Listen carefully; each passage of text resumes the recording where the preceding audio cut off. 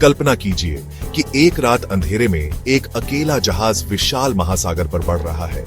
चारों ओर पानी एक विचित्र दूधिया चमक से जगमगा रहा है। ऐसा लगता है मानो महासागर की सतह पर चादर की तरह फैली नर्म बर्फ हो। कैप्टन केम्प थॉर्न ने 1849 में अपनी डायरी में लिखा था कि उन्हें समुद्र की सतह बर्फ की अनंत चादर जैसी लगी। यह अद्भुत दृश्य चौंकाने वाला है, इतना चौंकाने वाला कि पिछले 400 सालों में इसमें दर्ज अनुभव 400 से भी कम है। वैज्ञानिकों ने इस घटना को मिल्की सीज कहा है और यह सदियों से रहस्य बना हुआ है। वैज्ञानिकों का मानना है कि इस चमक का कारण समुद्र में रहने वाले अति सूक्ष्म जीवाणु होते हैं। जैसे विब्रियो हार्वेई नामक जीवाणु जब पानी में बड़ी संख्या में इकट्ठा हो जाते हैं तो आपस में रासायनिक संकेत भेजकर एक साथ चमकने लगते हैं। पानी की सतह पर दिखाई देने वाला यह दूधिया उजाला इनके निरंतर प्रकाश उत्सर्जन का परिणाम है। अन्य जीवों की तरह यह झिलमिलाता नहीं है। ये बैक्टीरिया दिन रात लगातार चमकते रहते हैं और कई हफ्तों तक चमकती रहती है। समुद्री यात्रियों की सदियों पुरानी कथाएं मिल्की सीज की कहानियां सुनाती हैं।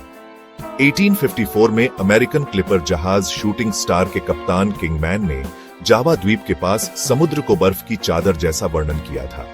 1849 में कैप्टन केम्प थॉर्न ने लिखा कि ऐसा लग रहा था मानो हम बर्फीली चादर पर तैर रहे हों। नाविकों ने इसे दुनिया की सबसे अद्भुत चीज कहा और अंधेरी रात में हरी नीली नियॉन जैसी चमक बताया। कई वर्षों तक इन घटनाओं को मिथक और लोक कथाओं जैसा माना जाता रहा। यह चमक केवल रात में दिखती है, दिन या चांदनी में यह पूरी तरह गायब हो जाती है। जो नाविक इन चमकदार लहरों के बीच से गुजरे, उन्होंने पानी को बेहद शांत पाया। एक कप्तान ने बताया कि चमकदार पानी इतना घना और स्थिर था कि जहाज जैसे पिघले हुए शीशे में रास्ता बना रहा हो। वैज्ञानिकों का अनुमान है कि मिल्की सीज में पाए जाने वाले कुछ शैवाल पानी की सतह को शांत करने वाला चिपचिपा पदार्थ छोड़ते हैं। यही कारण है कि इन चमकदार महासागरों की सतह पर उठने वाली हल्की सी लहरें भी असामान्य रूप से शांत रहती हैं। रहस्यमयी मिल्की सीज अब उपग्रह द्वारा भी देखी जा रही है। जनवरी 1995 में सोमालिया के पास एस लीमा नामक कार्गो जहाज के कप्तान ने समुद्र में चमकती हुई रोशनी देखी। वैज्ञानिकों ने उस क्षेत्र की पुरानी उपग्रह तस्वीरों की जांच की और पाया कि वास्तव में उसी जगह पर समुद्र में एक विशाल दूधिया चमक मौजूद थी। 2011 में एनओए के नए स्वामी एनपीपी उपग्रह में डे नाइट बैंड सेंसर लगे, जिसने इन दुर्लभ घटनाओं को अंतरिक्ष से देखने में मदद की। 2012 से 2021 के उपग्रह डेटा में दुनिया भर में कम से कम 12 मिल्की सीज की घटनाएं दर्ज हुई हैं। दुनिया भर में कई नाविकों ने मिल्की सीज का अनुभव किया है।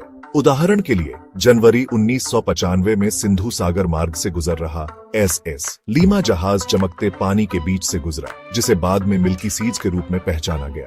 1985 में इंडोनेशिया के जावा सागर के पास एक शोधयान ने पानी के नमूने लिए, जिनमें वाइब्रियो हार्वेई बैक्टीरिया पाए गए। नवंबर 2019 में एक निजी नौका ने जावा द्वीप के दक्षिण में रात को चमकते पानी की तस्वीर ली।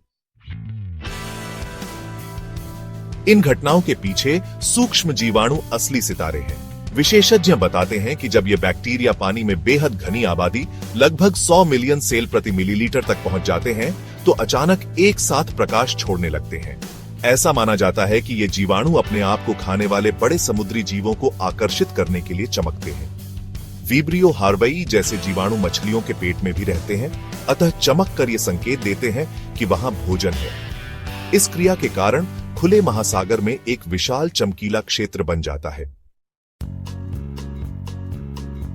मिल्की सीज जितनी रहस्यमय है, उतनी ही महत्वपूर्ण भी हो सकती है। ये संकेत हैं महासागरों में चल रहे जटिल जैविक प्रक्रियाओं के। वैज्ञानिकों का कहना है कि कभी-कभी जलवायु की बड़ी लहरें जैसे ला नीना या महासागरीय तापमान में उतार चढ़ाव भी इन घटनाओं को प्रभावित कर सकते हैं। अभी तक पता नहीं कि यह घटना पारिस्थितिक तंत्र को कैसे प्रभावित करती है, लेकिन इतना स्पष्ट है कि इस चमक का समुद्र की जैव विविधता पर असर हो सकता है।